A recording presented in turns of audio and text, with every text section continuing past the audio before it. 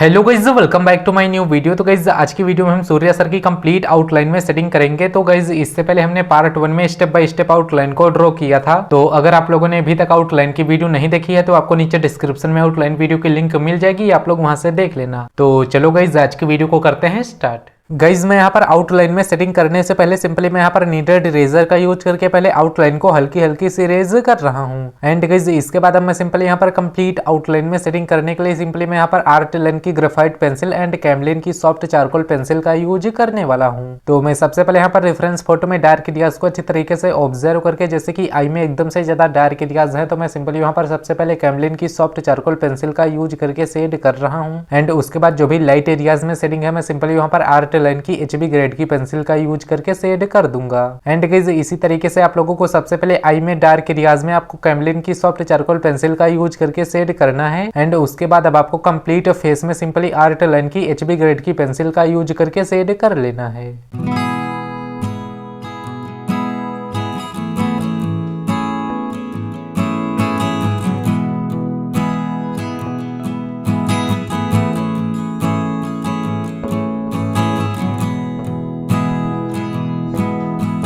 And guys इसके बाद अब मैं सिंपली यहाँ पर बियर्ड एंड मुस्टैचे को ड्रॉ करने के लिए मैं सबसे पहले खराब पेन का यूज करके सिंपली मैं बियर्ड एंड मुस्टैचे के डायरेक्शन में हल्के हाथों से स्ट्रोक लगा दूंगा। एंड इसके बाद अब मैं सिंपली यहाँ पर बियर्ड एंड मुस्टैचे में शेडिंग करने के लिए मैं सिंपली यहाँ पर कैमलिन की सॉफ्ट चारकोल पेंसिल का यूज करके शेड कर रहा हूँ। एंड बस आपको सिंपली रेफरेंस फोटो में बियर्ड एंड मुस्टैचे के डायरेक्शन को अच्छी तरीके से ऑब्जर्व करना है। एंड गाइस उसी के डायरेक्शन में आपको सिंपली हल्के हाथों से स्ट्रोक लगा देना है।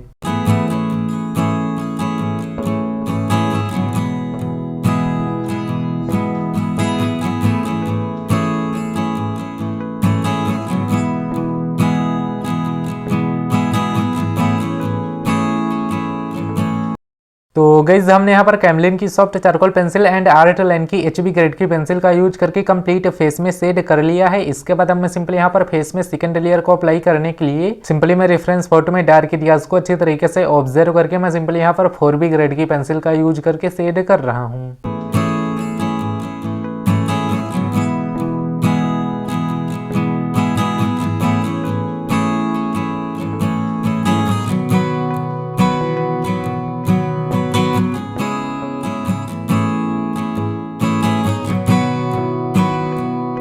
और भी ग्रेड की पेंसिल से भी कंप्लीट सेटिंग कर लेने के बाद अब मैं सिंपली यहाँ पर कंप्लीट फेस में ब्लेंड कर दूंगा, जिसके लिए जहाँ पर एकदम से छोटे एरियाज हैं ब्लेंडिंग करने के लिए मैं सिंपली यहाँ पर ब्लेंडिंग स्टम्प का यूज करके ब्लेंड कर रहा हूँ। एंड बाकी कंप्लीट फेस में मैं सिंपली यहाँ पर मेकअप ब्रश का यूज करके ब्लेंड कर दूंगा।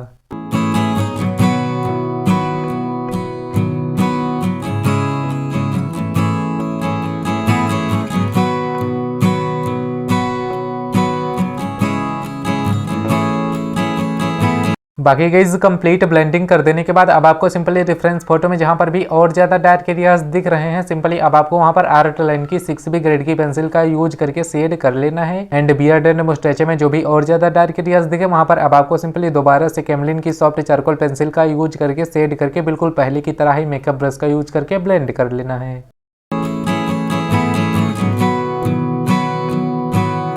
गाइज हमने यहाँ पर कंप्लीट फेस में कंप्लीट शेडिंग कर दी है। इसके बाद अब मुझे रेफरेंस फोटो में जहाँ पर भी एकदम से ज्यादा हाईलाइट एरियाज दिख रहे हैं अब मैं सिंपल यहाँ पर नीडेड इरेजर का यूज करके हाईलाइट कर रहा हूँ।